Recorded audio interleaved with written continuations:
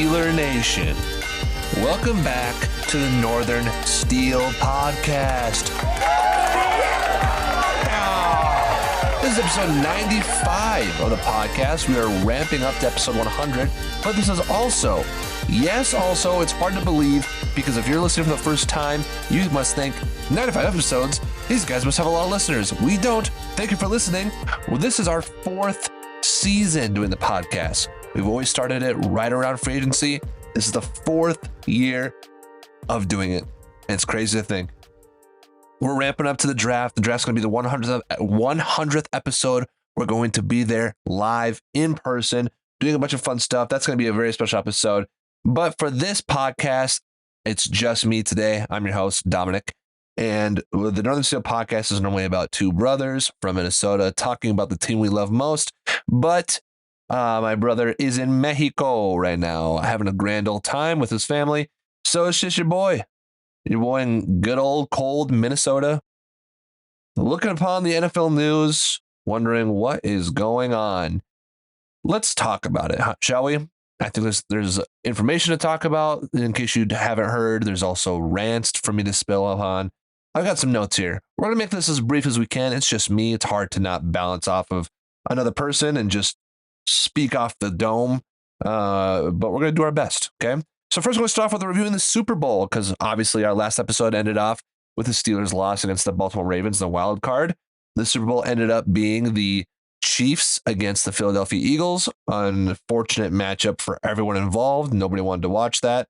Super Bowl was boring unless you're from Philly.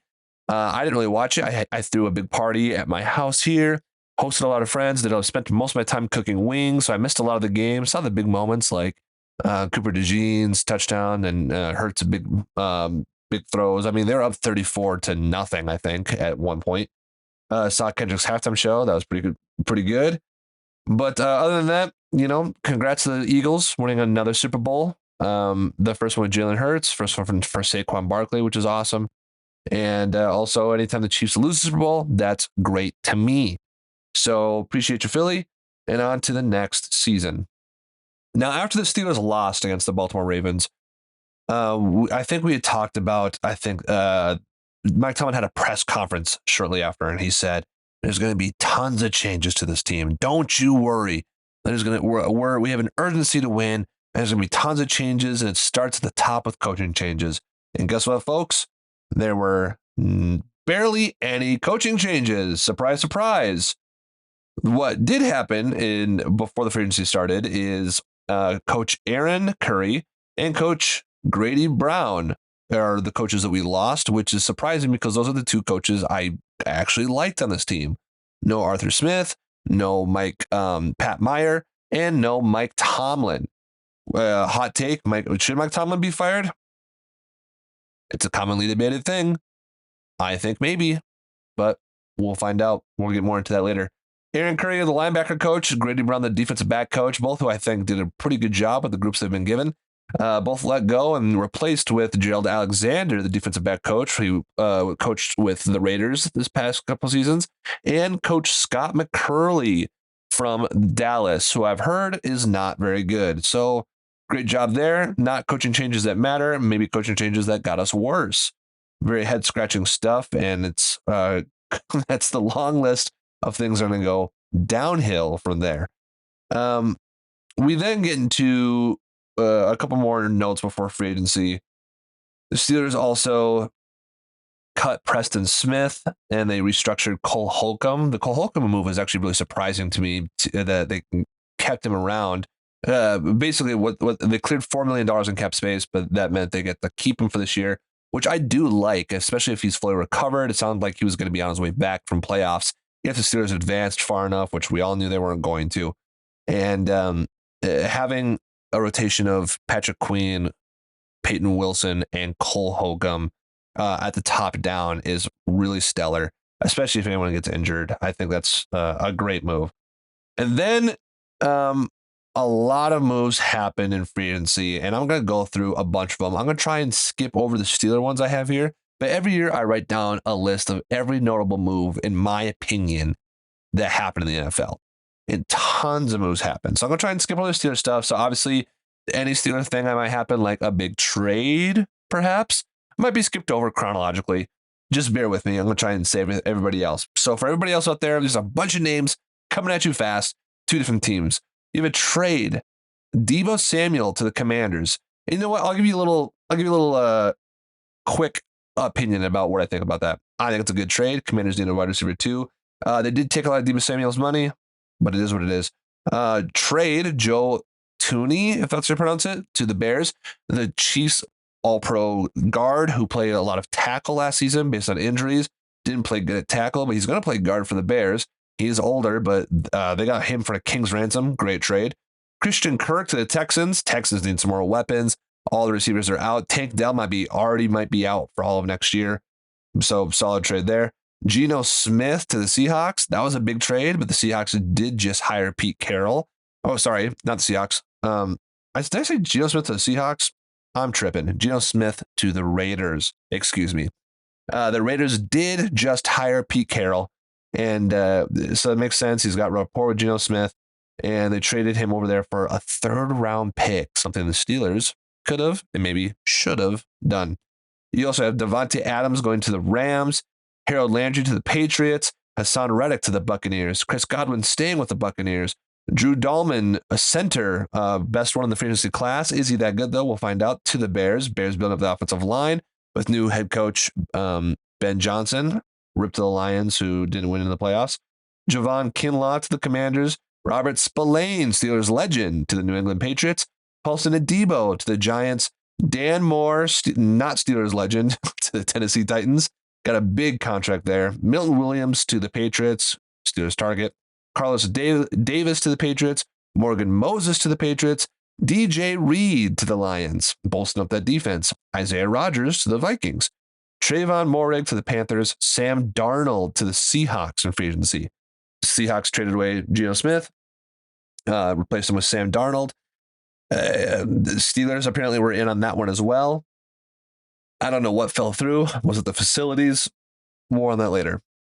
Darius, no, we're gonna skip that. We're gonna skip all Steelers stuff for now, I think. Cam Bynum to Colts. Diami Brown to the Jaguars. Dio Adehingbo, I do not know how to pronounce that. I'm so sorry. To the Bears. Taluna Hafunga to the Broncos. Broncos fans online, I saw they wanted 3 players, and they got all 3 of them. Josh Palmer to the Bills. Josh Sweat to the Cardinals. Grady Jarrett to the Bears. The guard Aaron Banks to Packers for a big contract. Huge trade, Laramie Tunsil to the Commanders. I mean, the Commanders are probably one of the crop teams next year of excitement for the NFC, along with the Eagles, who are still going to be very strong. You have Jeremy Chin to the Raiders, Patrick Jones to the Panthers, and Nate Hobbs to the Packers. Brandon Stevens to the Jets. Kenny Pickett traded from Philly, Super Bowl champion Kenny Pickett to the Browns. Browns trading DTR to the Eagles. So Kenny Pickett back in the AFC North, but on the enemy's team, unfortunately.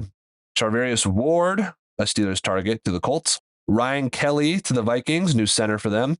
Javonte Williams to the Cowboys. Dre Greenlaw to the Broncos. That's the second one. James Daniels to the Dolphins. Landon Roberts to the Raiders. Oh, that's a Steeler thing. Sorry about that, but does suck. Javon Holland to Giants. Jonathan Allen to the Vikings. Divine Diablo to Falcons. Javon Hargrave to the Vikings. Another big trade. CJ Gardner-Johnson to Houston. Kenyon Green, the guard, to Philly. Houston getting rid of a lot of their linemen in this free agency. I don't know what they're doing with CJ Stroud. Watch out. Daniel Jones signs with the Colts. Christian Fulton to the Chiefs. Leonard Floyd to the Falcons. Justin Reed to the Saints. DeAndre Hopkins to the Ravens. Eric Stokes to the Raiders. Joey Bosa going to the Bills. Evan Ingram to the Broncos. 3 for 3 for them. DeMarcus Lawrence to the Seahawks. And then a bunch of Twitter fighting online with Micah Parsons. Trade Kenneth Murray to the Cowboys. Kevin Ziegler to the Titans. AJ Dillon to the Eagles. Rico Dowdle to the Panthers. Mac Jones to the 49ers. Raheem Mostert to the Raiders. Ed Ingram to the Texans. Alexander Madison to Dolphins. Gardner Minshew to Chiefs. Miles Sanders to Cowboys. Cooper Kupp did get released, gets signed to the Seahawks. So Sam Darnold, JSN, Cooper Kupp are your weapons there. Mekhi Becton to Chargers. Trade Jordan Mason, CMC, Christian McCaffrey, his backup in San Francisco, who had a pretty solid year last year, to the Vikings, which is a great trade for them. Vikings definitely loading up for a run and also to support their rookie, JJ McCarthy. Aziz Ojolari to Eagles, Jeff Okudah to the Vikings, Cam Robinson to Texans, Garrett Bradbury cut by the Vikings to the Patriots, Rondale Moore to the Vikings, Tevin Jacobs to the Browns, Brandon Cooks to the Saints, and today, Jameis Winston to the Giants. Whew. Lots of stuff. Obviously, some more moves can still be made. Russell Wilson's out there. Aaron Rodgers is out there. And more on that later. Amari Cooper, other receivers. So that's what happened there. Within the free agency, the Steelers did cut Larry Ogunjobi and some more players that they did lose. I tried to not sell the Steelers, but they did lose Dan Moore, like I mentioned, to Tennessee. They lost Dante Jackson to the Chargers, who we just traded for last year. They lost James Daniels at guard, I believe, to the Dolphins. He got a really cheap deal, which makes sense. He's coming off a big injury, but and it makes sense we didn't keep him, but he was starting off so strong. We did lose a Landon Roberts to the Raiders, which was a really unfortunate, especially since who we picked up, in my opinion, is worse and for more money. We Van Jefferson signed with somebody else. I honestly don't remember. I think Tennessee, actually, the Tennessee Titans. Mike Williams going back to the Chargers. Kyle Allen signed with somebody else. I don't remember. Nate Herbig gone, so the Herbig brothers are no more. And the Steelers, a big one that I thought really hurt a lot was them losing Justin Fields to the Jets. Apparently, the Steelers and the Jets had very similar deals. I assume Steelers were less on their deals, but Justin Fields chose the Jets regardless because of not being able to trust Mike Tomlin, not being able to, the Steelers not being able to put their faith in that he will be the sole starting quarterback for the Steelers next year. I'm sure he was hurt by that. The whole situation has been just a train wreck from the beginning to end. And he decided to go for the Jets. So the Steelers are in a conundrum without a quarterback. And that's where we stand now. But let's talk about some of the players they gained quickly. The Steelers did add Darnold Parham, tight end. They kept Jalen Warren.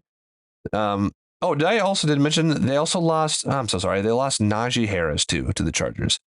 Najee Harris has a lot of controversy around him with the fans. Some fans really don't like Najee Harris. Some fans do. If you have ever listened to Northern Steel podcast, we are big Najee fans around here. I do think you can't just go by yards per carry, and I think that's a dumb argument. If you do just go by that, I really don't think you know enough football to be talking about it. He's the way the offensive scheme was planned, the way they used him was horrific. The O-line wasn't very good. He faced the most 9-man boxes in the NFL. Just running into a brick wall, hit behind the line of scrimmage the most. And it's not because of his burst. He gets the ball and there's a guy right there. Jalen Warren's used in different running situations. He's also used in the pass more, so it's harder to tell when he's going to get the ball. I really don't think Jalen Warren is a running back one material to handle the entire workload. We will find out this year. We'll find out if we will be missing Najee. I think Najee's going to have a great year. It really makes me sad to see him go. And he always kept it real, and he still is keeping it real. And when I'll touch on that as well. The Steelers, they kept Jalen Warren, which I still love Jalen. I'm not trying to diss him. I just think they should have kept Najee. They signed Darius Slay from the Philadelphia Eagles, which is a decent move. Give him $10 million, but he is 34 to come and play cornerback too. It seems like a Band-Aid solution right now, but it is what it is. They are keeping Ryan McCollum at center. They signed Malik Harrison as a Landon Roberts replacement. Don't love that move at all, especially giving him more money. They signed Kenneth Gainwell after losing Najee. Kenneth Gainwell's not Najee's replacement, but just more running back depth in general. They signed nickel and outside cornerback Brandon Eccles from the Jets, who had a really solid year last year. So that's actually might be an undercover signing. Could be potentially a strong signing. I think Jets fans are really upset about it, so we'll find out. They did sign back the one, the only Mason Rudolph. So at least we do have a quarterback in Mason Rudolph. Will he be the starter this year? Will he be the backup? It's to be determined based on future events we have coming up, and we'll find that out. The Steelers did keep Scotty Miller. They kept Ben Skronik. They signed defensive tackle Daniel, Ekule. I'm not sure how to pronounce that. I'm sorry. They signed safety Juan Thornhill from the Browns, who had a horrible past 2 years with them. They signed Isaiah Loudermilk back. They signed a defensive tackle Esezi Atamuo. I also pronounced that wrong. I'm so sorry. Outside linebacker Jeremiah Moon they kept, and then they brought back James Pierre, cornerback, for special team help. And then the big one, of course, this is before free agency started, is the Steelers did trade for DK Metcalf. That was before free agency started. I really thought that was going to really set the tone for free agency. The Steelers had the 5th most cap space and didn't really use any of it to improve that much besides the DK thing. They traded a 2nd-round pick for DK Metcalf and gave him a giant contract, 5 years, 100 and boy, I'm trying to remember off the top of my head, 123 million. I want to say 33 million. And some about where it was ended up being 33 a year. There's more structures to that. The Khan's really good at like putting the contracts together. To be honest, that is something that he does well. And I read that I think he's only getting 60 guaranteed out of the big contract he has, which is pretty good. It could have been more. So, but the Steelers do have DK Metcalf now. That is exciting. But then we went into free agency and it just didn't follow suit after that. The last free agency move, I think the Steelers are probably done in free agency at this point, but the last free agency move for them to make is, of course, if you've been following along, possibly Aaron Rodgers. Aaron Rodgers is a hot topic online as well. Should the Steelers pick up Aaron Rodgers? Should they not? He's old. He's a head case. He's a headache. I don't know. I really welcome the chaos of it because people are already talking about how insane it's going to be that DK Metcalf and George Pickens are both going to be on this team. Hot take, I love George Pickens. I really do. And I don't think we should trade him. Aaron Rodgers, DK and George as like, I'm getting ahead of myself. Let's start here. Aaron Rodgers, he would still be probably one of the better quarterbacks we've had in the past 5 years post Ben era. Probably still better than Russell Wilson. Probably better than what Justin Fields provided for us, even though I would have rather kept Justin Fields because of his ceiling and his age at this point. But if you get Aaron Rodgers, it's pretty much a bridge quarterback for 2026. A lot of the free agency moves the Steelers made involved getting them a lot of comp picks for next year that you could theorize and make a conspiracy that they're going to use to trade up for the quarterback of the future next year. So look out for that in college football. But Aaron Rodgers being on this team with George Pickens and DK Metcalf, it would be a lot of chaos. It'd be a lot more entertaining to watch. I'll tell you that than Mason Rudolph. I really don't have a lot of high expectations for this team, and I'm sorry. It's not that I'm not trying to hand in my fan card or whatever you want to think about that. My biggest gripe with this team has been the coaching and the scheme, and that didn't change at all. So adding these other players to me is not going to change anything with Tomlin at the helm still trying to live in his fears and play in his fears in the same way he's been doing for the past couple of years, regardless of Aaron Rodgers is there or not. Aaron Rodgers is just crazy enough, though, to really shake it up and change up plays and piss people off. I feel like he's already pissing off the locker room. He's not even on the team yet. George Pickens and DK commanding the ball. They kind of crash out on the side. It's a perfect storm for it all to potentially blow up in their face or for them to go all the way.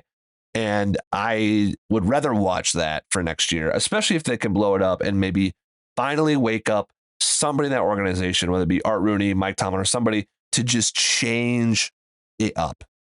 That's what I'm hoping for with Aaron Rodgers. So that's my hot take there, why I think they should sign him. and why it'd be more exciting than any other option we have for next year to just even watch them on TV. Win or lose, it'd be more exciting to watch them with Aaron Rodgers than with Mason Rudolph. With DK and George, though, the other thing is, with Aaron Rodgers or even Mason Rudolph, if Arthur Smith and Mike Tomlin can get out of this, mistake-free playing zone and it can actually scheme an offense, which I know is asking a lot. I totally get it. But if they can get away from that, I mean, on paper, you guys, it looks like a really dangerous weapon system they have for once, especially if they can keep George Pickens for a while. DK most likely is going to be wide receiver 1 because I think the NFL views him that way, and obviously the Steelers just paid him that way. So he's going to be the wide receiver 1. George Pickens does extremely well on cornerback 1s the past 2 years as wide receiver 1. He's pretty much been wide receiver 1 the past 2 years, as especially last year for sure. He was the only wide receiver that can get open on the team, and he's going against cornerback 1s like the majority of the time. So you're telling me you're going to put DK Metcalf on cornerback 1s, and then George Pickens is going to see cornerback 2s and 3s the entire time? Good luck. He's already cooking cornerback 1s. He kind of already cooked Defensive Player of the Year and Patrick Surtain. You're going to put him on cornerback 2s, and he's going to feast. I'm telling you right now. And then if you can actually use Pat Freiermuth down the middle of the field, which Aaron Rodgers actually throws the middle of the field, where Russell Wilson does not, that's a huge gain. Jalen Warren's, we already know he's a weapon from getting the rock or out of the backfield. Kenneth Gainwell's the same way. Calvin Austin, I still love, and he's got a lot of speed. Roman Wilson, I'm excited to come back, especially if Roman Wilson can play to the ledger of which they drafted him to, because he was excelled at the slot in Michigan and he didn't get to play it all last year. But if you have DK and George on the outside and Russell and Roman Wilson can live in the slot where he's supposed to live and not have to take the duties of the outside, that could be a really dangerous offense for these guys. So that is super exciting to have DK and George. And that's also why, hot take, I don't want them to trade George Pickens. I really do think everyone's very dumb about wanting to trade him. And my hot take is that people say he's always a diva and he crashes out. I think we're just looking for problems, you guys. You really have to remember about Antonio Brown during his diva era, when things got really bad, when he was constantly sending social media signs and messages about how he felt about the team, like really shady stuff about throwing people under the bus and not liking Juju and not liking this or that. And he was very vocal about that situation.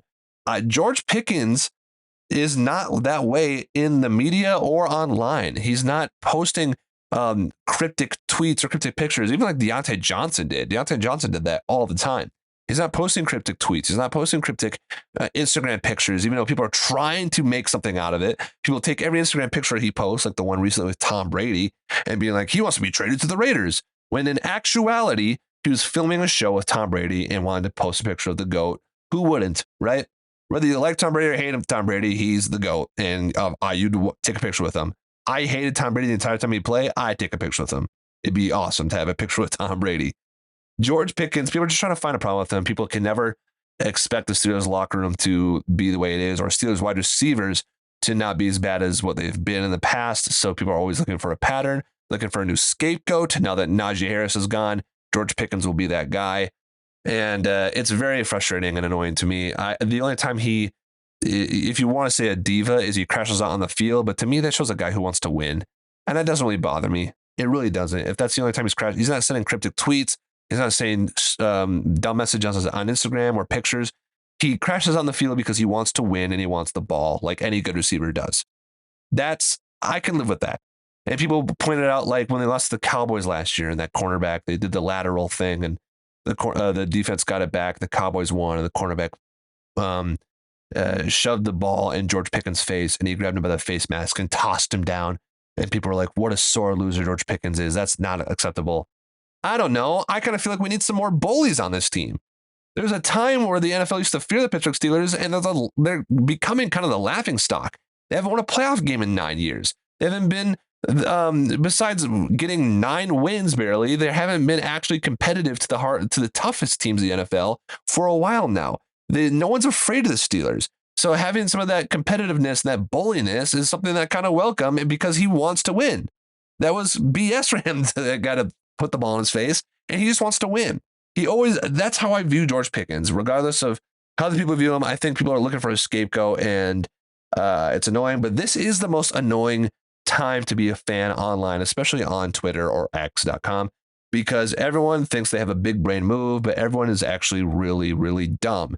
So if you do not want to be really dumb, if you don't want to listen to dumb takes, please listen to Northern Steel Podcast. We're logical here. We're level-headed here. And I promise you, we're going to have some good takes. We usually do. But if you want to go online and feed into the most insane takes you've ever heard in your life, go ahead and do that. Another thing that was really rough is, besides all that, is obviously some of the things that came to light this week in free agency when it came to players leaving or players not coming at all. Kyle Juszczyk, cut by the 49ers, came to visit the Steelers facility, toured it, and left without a deal. And I think a day or 2 days later, signed back with the 49ers. A lot of we don't know why. We can only speculate why. A lot of people are speculating it's because the Steelers facilities are so garbage. I mean, there's the NFLPA where players vote on the things they like and don't like. The only A that Steelers got as a whole unit was in coaching, which we already know. Regardless of what you think about Tomlin, I do think his coaching and his schemes are stale, but players do love Tomlin, and he got an A. And I agree that they probably do love Tomlin, probably because he lets them do what they want, but they do love Tomlin. Everything else got horrible, awful grades, including the owner, and I think Art Rooney's to blame for a lot of the things going on right now. So our facility sucks. Everything looks old and decrepit, and nothing's modern because we still want to live in the 70s time. We should be trying to win Super Bowls in 2025, but we can't. So Kyle Juszczyk leaving potentially is that reason there. And then you had players like, Najee Harris and Mike Williams, who both went to the Chargers.